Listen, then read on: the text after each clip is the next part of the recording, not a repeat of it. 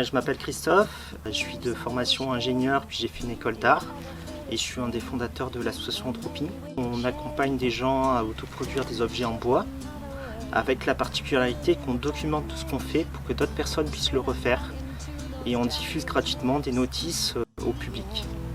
On a notre atelier à Mainz dans le Trièvre, donc c'est un atelier qu'on a en partie autoconstruit. En ce moment on construit aussi une tiny house sur ce terrain à Mainz, qui est une petite maison sur un châssis de remorque qu'on a vendu déjà sur plan à une cliente et qu'on va aussi documenter par la suite pour que d'autres personnes, d'autres autoconstructeurs puissent la refaire.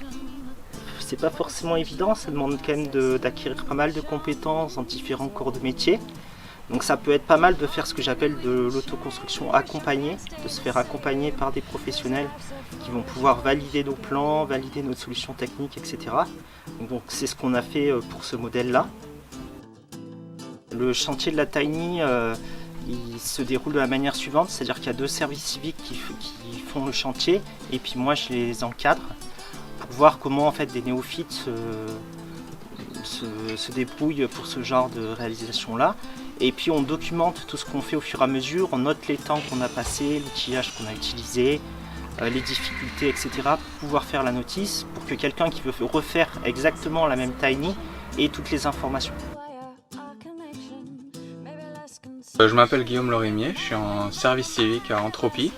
J'interviens sur différents projets portés par l'association, dont notamment la construction de la Tiny House. L'objectif principal, bien sûr, c'est à la fois de construire une tiny pour une personne et aussi de nous former. Et ça, on va venir le plaquer comme ça. Et le deuxième, on viendra le plaquer.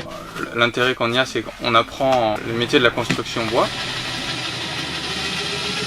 C'est que je ne sais pas du tout comment il va être posé le lambris. Sur la construction, donc, il y a toute l'ossature qui a été faite déjà en septembre. Tout l'aspect extérieur, on va dire 90% de l'aspect extérieur a été fait, donc, y compris la pose du bardage. Et donc à l'intérieur on a mis l'isolant, le frein vapeur là qu'on est en train de finaliser avec les lithos.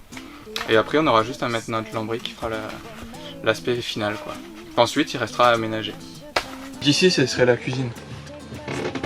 Là je suis assis là où il y aura les toilettes sèches. Ici il y aura un évier pour se laver les mains, sorti des toilettes. Et ici du coup c'est la cabine de douche.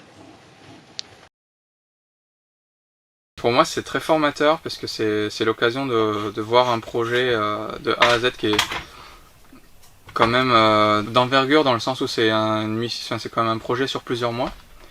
Et c'est aussi se familiariser avec les outils pour travailler avec le bois, donc à l'avenir être plus pertinent soit dans mon métier d'ingénieur, soit à titre personnel pour savoir faire aussi. Toi, ça te donnera envie de construire ta propre maison? En tout cas, ça m'apportera de la confiance pour me lancer dans des projets de ce type-là. J'avais des idées en tête, mais j'étais toujours un peu frustré de ne pas pouvoir les réaliser. Enfin, je me sentais pas en confiance pour le faire. Et en Entropie, avec un bon encadrement, j'ai pu faire des choses satisfaisantes.